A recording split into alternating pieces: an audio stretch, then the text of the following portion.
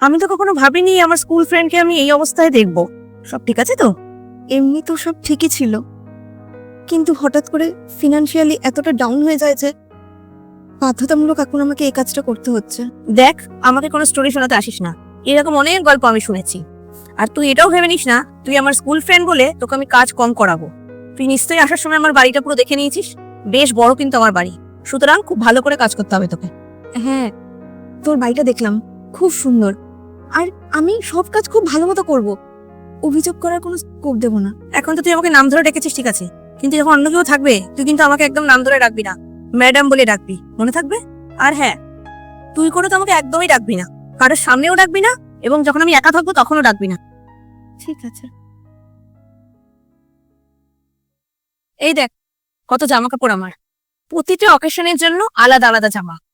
আমি ভাবছি এর মধ্যে কিছু জামা কাপড় পুরনো হয়ে গেছে, সেগুলো আমি তোকে দিয়ে দেবো। আর আমার মনে হয় তুই তো এগুলো কখনো কিনতেও পারবি না। শোন, যাওয়ার সময় আমাকে বলিস, আমি কিছু জামা কাপড় এখান থেকে তোকে দিয়ে দেবো, ঠিক আছে?